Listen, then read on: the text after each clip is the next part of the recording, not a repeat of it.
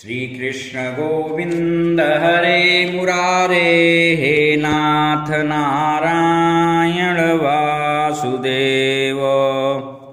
हरि ओम। अयोध्या स्थित काल कुलाले की इस अनवरत चल रही परंपरा में आप सभी सुधी सुजनों का हार्दिक स्वागत है। कल कुल्हारणी अप्सरा की साधना सिद्धि पर प्रकाश डाला गया था।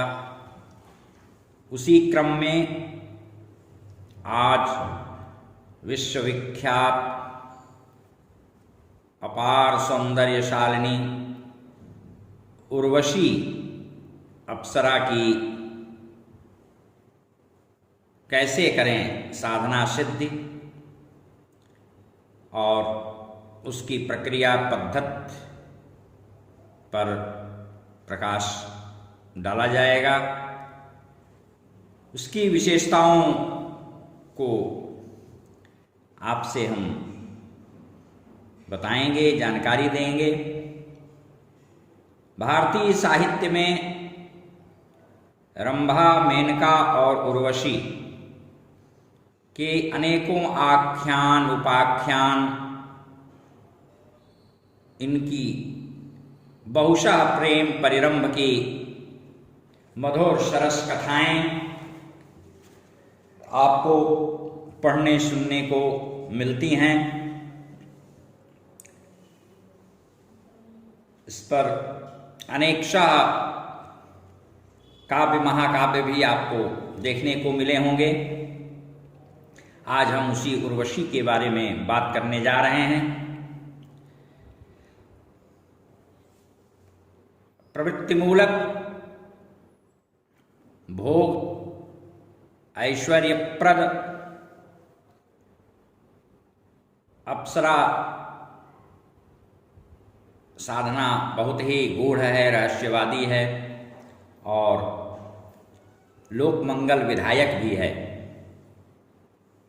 अप्सरा केवल और केवल पत्नी या प्रिया, प्रेयसी या उसी को प्रेमिका आप कहते हैं, उसी रूप में सिद्ध होती है। यक्षिणी या अप्सरा के उपासकों को नायिका कवच एवं नायिका स्तोत्र का भी सदा मनयोग पूर्वक पाठ करते रहना चाहिए। और अप्सरा या यक्षिणी की साधना वसंत ऋतु में यदि किया जाए तो सर्वोत्तम होता है और शीघ्र सिद्धिप्रद होता है। नदी, संगम, पर्वत शिखर, कदम्ब वन या वटवन इत्यादि स्थल, अरण्य,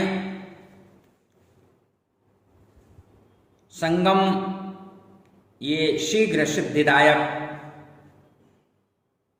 पुण्य परिणामप्रद स्थल हैं। अप्सरा या यक्षिणी की साधना के क्रम में स्त्रियों से पूरी तरह हमेशा परहेज अवश्य करें।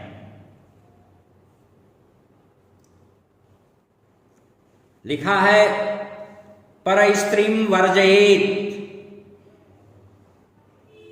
सर्वम् अन्यथा म्रियते ध्रुवम्।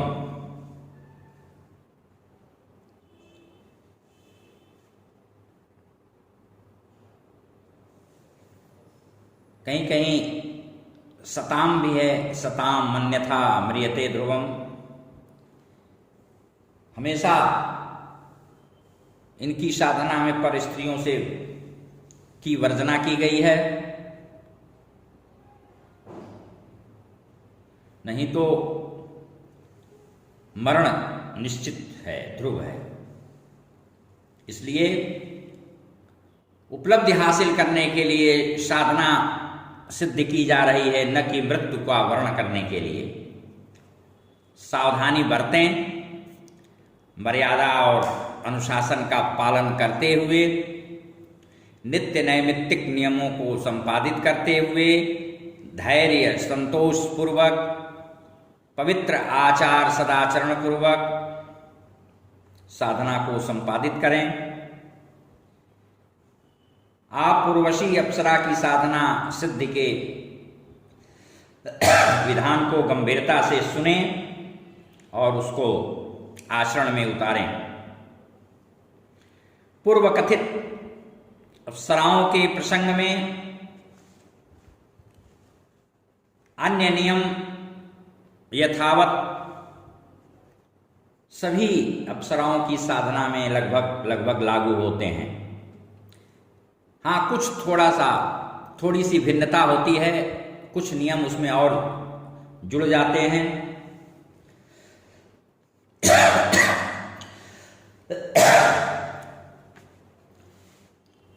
वे कुछ जो होते हैं वो विशेष रूप से करणीय होते हैं, आचरणीय होते हैं, पालनीय होते हैं।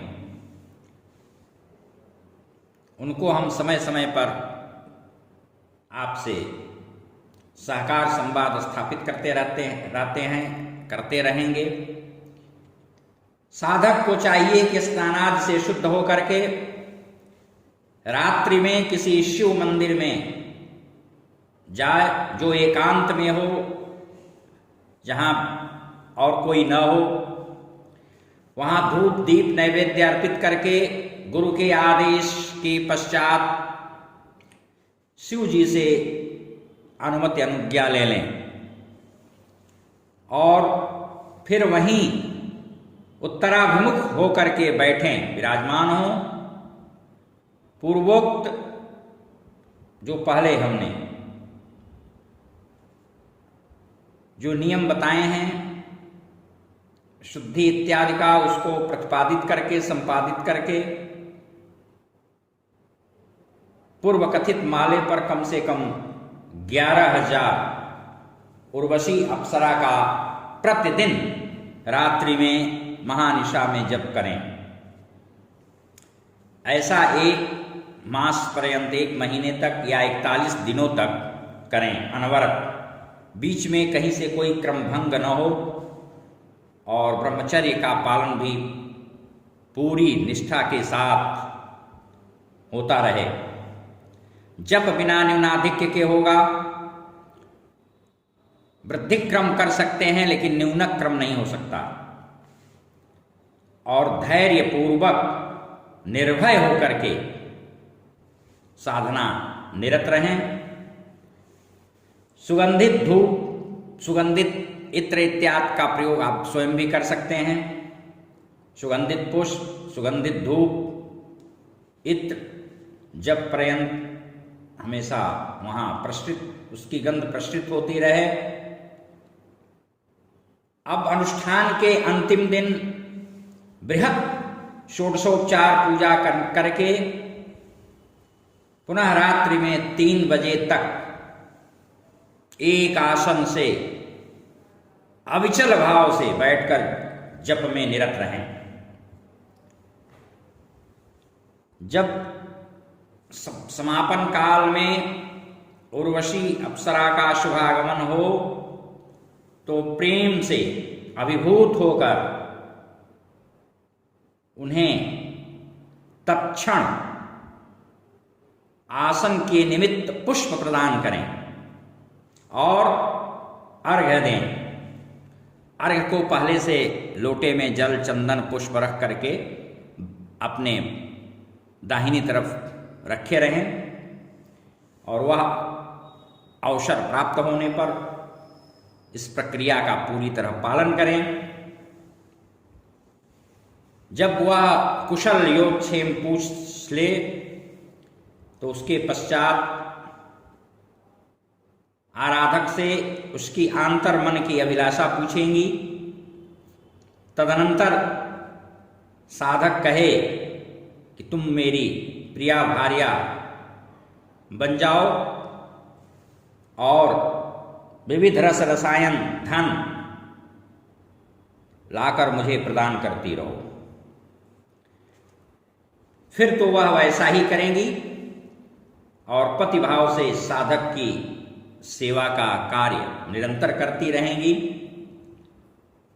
रोग रिपु दोनों का शमन नाश भी होता रहेगा। अनेक प्रकार की कठिन जटिल दुस्साध्य कार्य शीघ्र सरलता से संपन्न हो जाया करेंगे। विविध भांत की सारी जीवन की आवश्यकताओं की संपूर्ति के साथ साथ अपार यश वैभव भी प्रदान करती रहेंगी साधक को।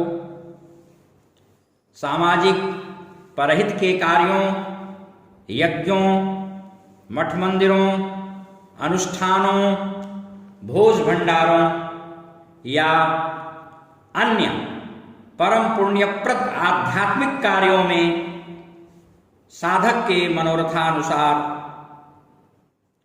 उर्वशी अप्सरा का अनवरत सहयोग, प्रचुर सहयोग मिलता रहेगा, प्रदान करती रहती हैं, करती रहेंगी। साधक जो इच्छा व्यक्त करेगा उसकी पूर्ति करेंगी। आप स्वयं कामाकुल न हो और स्वयं पर नियंत्रण रखते हुए इन दिव्य अलौकिक देवांशी शक्तियों का सदुपयोग हमेशा परोपकार, लोकहित, राष्ट्रहित में ही करें। दीनहीन दुखी जनों की सेवा में तत्पर रहें। लंगड़े, लूले, असमर्थ, पंगु, कुष्ठ रोगी इत्यादि की सेवा करें। ऐसा करने से अप्सराएं, यक्षिणियां अतीव प्रसन्न होकर दीर्घ काल तक जीवन पर्यंत आपकी सेवा हेतु सदैव तत्पर होकर आपके पास सूक्ष्म शरीर से और समय अवसर उपलब्ध होने पर एकांत में स्थूल शरीर से प्रत्यक्ष आपकी पर्याप्त प्रचुर सहायता, सेवा करती रहेंगी। आपकी सारी कामनाएं भी उनकी कृपा से पूर्ण होती रहेगी। हरि ओम।